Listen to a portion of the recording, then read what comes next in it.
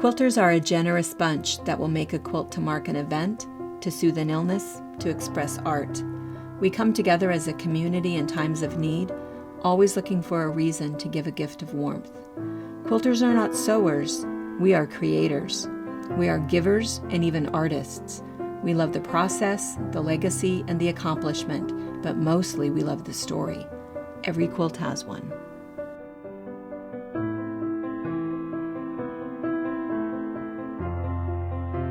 Hi, my name is Kim Jorgensen, and the quilt that I would like to talk about is the Splendid Sampler. I come from a family of sewers, but not quilters.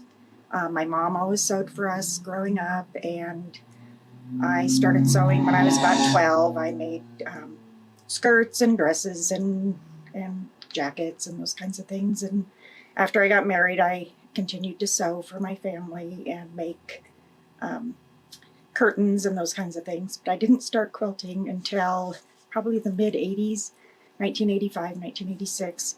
And I took a beginner quilt class at a shop in Wenatchee, and the entire quilt was flying geese, if you can believe that. And I managed to make it and get it done, but that was kind of a traumatic experience. So I quilted on and off for a while after that, and I took a couple of the monthly block of the month classes from Cindy here at the Fabric Patch, and really got into quilting. But all of my quilts were the same, I think. They were all 12-inch blocks. They were all pieced blocks. I really enjoy a pieced block. It's like a puzzle, putting it all together and having it come out perfectly is what I like to do. And some of them are very, challenging. They're very intricate, but they're still all pieced blocks. And so my quilts all kind of looked the same, and I tend to like the same colors, the aquas and the reds and corals and that kind of thing. So my blocks all look the same. And in 2017, I was at a barbecue at my sister's house, and she had recently started quilting several years after I did.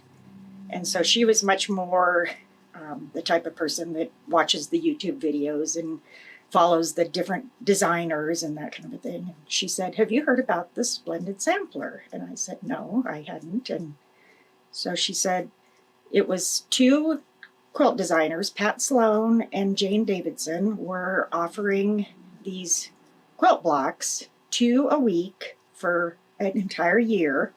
So 100 blocks. I think there was actually more than that at the end.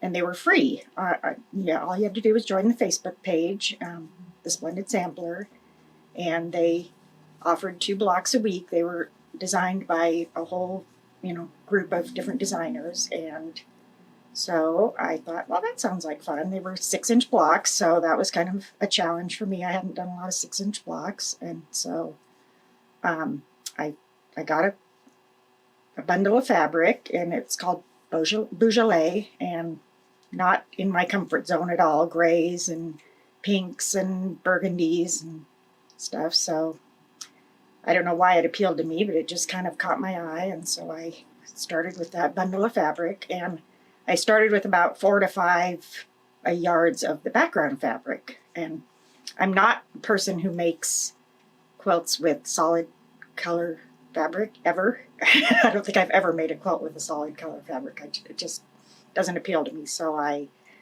found a subtle print fabric that I liked, and I had about 4 to 5 yards of that background fabric and started making the blocks.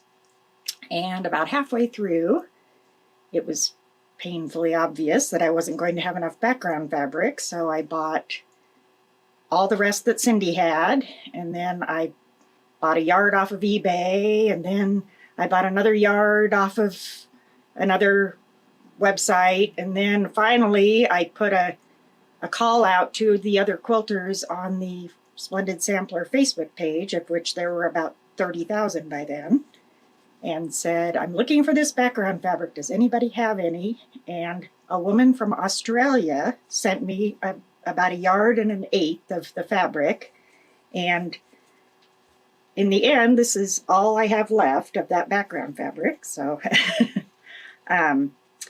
So I started making the blocks, and a lot of them were pieced blocks. So that was fine for me because that was, what I was comfortable making. But then there were the blocks, like the foundation paper piecing blocks, and I thought I hated paper piecing. I thought it was the worst thing ever until I found out that I loved paper piecing, and I absolutely love paper piecing now. I do it all the time. I love the precision of it. It's just an awesome skill. There were machine embroidery or machine applique blocks. I really enjoy those now. I hadn't done a lot of machine applique, and I found out that I'm okay at it, and I like it. So there were a lot of embroidery blocks. I hadn't done embroidery for years, and those were very fun to do too. I enjoyed those a lot. I did English paper piecing for the first time, and those were quite a challenge, and I enjoyed them, but not as much as some of the other skills. But I learned so much from that group of people. There were always people to help if you had a question. How do I do this? What's your best technique for doing that? And it was just a great community of quilters who came together and offered suggestions and support, and people would post pictures of their blocks every week, and it was just a really awesome journey.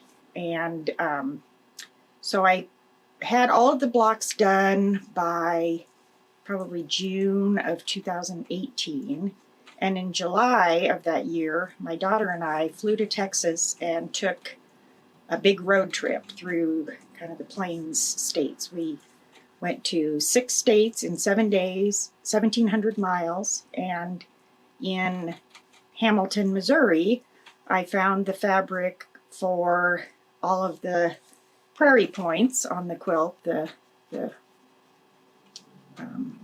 It's kind of a red and cream tiny print. It doesn't look like it probably in the camera. It looks pink, but it's a tiny crimson and white print, and I had the hardest time finding something to put the quilt together with, and I didn't have a lot of background fabric left, like I said, so I was kind of limited on the choices of how I would set the blocks, and this was a design I found, and it worked out well, but I couldn't find the fabric that I needed for all of the half square triangles, and I found that on our road trip, so that's a nice memory too.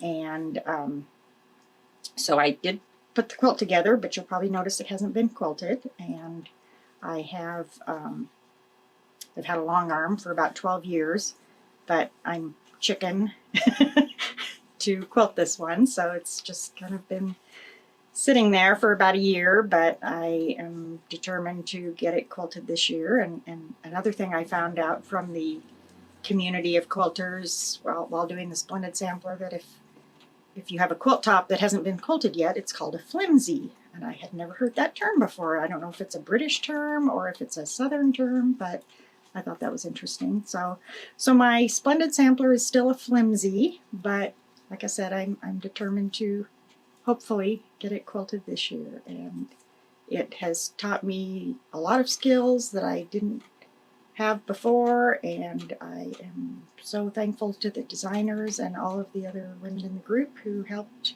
me get better at quilting. And so I hope you enjoy my quilt. Thank you. Thank you for watching our video. We invite you to leave a comment, hit the like button, or better yet, subscribe to our channel so you never miss an episode. You can also visit our Instagram, Twitter, Facebook, or Pinterest pages, or find all of those things and our online store at fabricpatch.net.